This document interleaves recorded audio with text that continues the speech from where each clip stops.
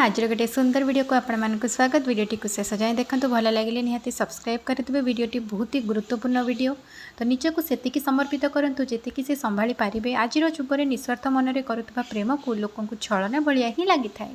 संपर्क जहाँ भी होना कहीं जो दिन जी कहीदिए कि समय मिलूना बोली से ही दिन बुझीजा कथा कि संपर्क सर समय आसीगला। एक संपर्क बजाय रखापी समय नुहे बर निजर इच्छा शक्ति आवश्यक होता है।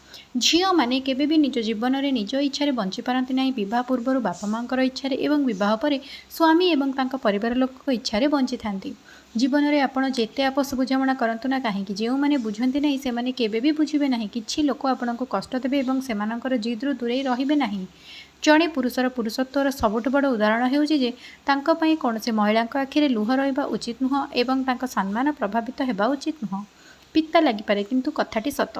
पुरुष से ही महिला को व्यवहार करके छाड़ी दे थाए जो महिला से पुरुषर सब कथा को मानिबारे लगी जाई थाए। प्रभु महादेव कहिसंती निजर प्रेम को दूर करने पूर्व गोटे थर भावी नियंतु सत्य प्रेम केबे भी भूल होई न थाए। केवल परिस्थिति खराब होई थाए। पुरुष निजर स्त्री को सेतेबेले इग्नोर करि थाए जेतेबेले ता जीवन में आउ गोटे महिला आसी जाई थाए। एही भली संपर्क को शेष कर दिंतु जो खुशी रहा अधिक कांदीबा पड़ुछि। सबु समय निजे ठीक बोली प्रमाण देवाक पड़ुछि। जेतेबेले माता पिता सब कथा तुमको खराब लगे ताहले तुम्हें बुझी जाओ कि तुम्हें खराब रास्तार पाद रखी सारिछ। कम पढ़ी लोकों ही आमर मातृभाषा बंचिकी रही नचेत अधिक पढ़ी किसी लोक मानू राम नाम कहवाई लाज लगी थाए।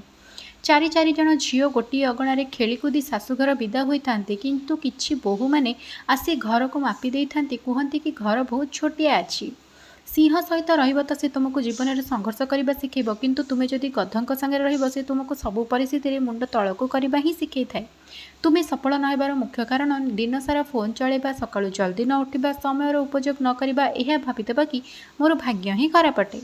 सबु कथार सफेई केबे दियंतु नाही कारण तुम्हें मनीष साबुन नुह साबुन काम हेउची सफा करवा। पुरुष केवल निजर खराब समय ही जड़े नारीर साथ चाही थाए। भल समय आसीजिबा परे पुरुष निजर लोक माननकु मने पड़ी थाए। चरित्रहीना नारी ठारू केबे राय एवं पैसा उधार आणिब नाही कारण एही दुईटी जिनिस तुमको संकट में पकई पारे।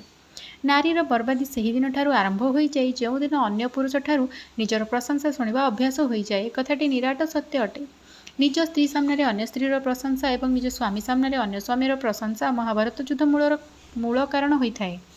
गुलामी तुमको सही समय में भल लगे जितेबाला तुम चिंताधारा गुलाम हो जाइतिबो। यह बिल्कुल सत्य अटे।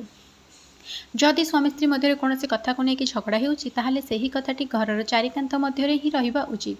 जदि से ही कथा बाहर को गला ताहाले से ही संसारटी श्मशान पलटि जीव। 14 वर्षर वनवास तो प्रभु श्री रामचंद्र करते किंतु आजिर कलिजुगे जो पुओ तार स्त्री को नहीं अलग रोचे निज बापा माँ ठारू ताहा सही बापा माँ कौन वनवास ठारू कम हो न थाए। 4 दिनर दुनिया रे समस्ते समस्त को कष्ट देबारे लगी। अन्यर कष्ट देखि निजे खुशी हुअंती निजको कष्ट आसिले भाग्य को निंदती। बड़ चालाक अटंती आजिकल मनीष तांकर स्वार्थ थिले तुम गोड़ तले पड़ीजे आउ जदि स्वार्थ सरीगला ताहाले तुमको चिन्हिबा मध्य मना करदेबे। केबे मध्य कौनसी गरीब लोकर गरीबी को देखि हस नहीं कारण समय बदलवा बेसी समय लगे नहीं।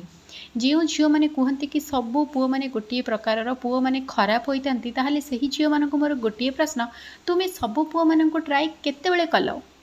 जो दिन तुम पाखे पैसा सरीज ना से ही दिन तुम सबू सांग माने एवं तुम्हें जहाँ निज जीवन ठारू अधिक भल पाउथो से मध्य तुमको पर करदेव। प्रायतः एका से झील मैंने रही जाती जो मैंने कलिजुगे सत्यर प्रेम करते भल पाइबा ना टाइम पास करुवा झील मैंने आजिकालिका जुगरे बहुत खुशी रहउछंती।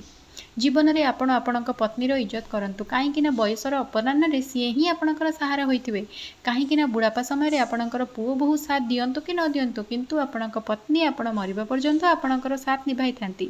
दुख समय स्वयं निजर गोटे आंगुली लुह पोछि थाए एवं सुख समय निजर 10 आंगुली ताली बजाई थाए। जेतेबेले स्वयं निजर शरीर एसबू करिथाए दुनिया को कहीं अभियोग करवा। लोक नेबारे आग किंतु देबारे नुहे।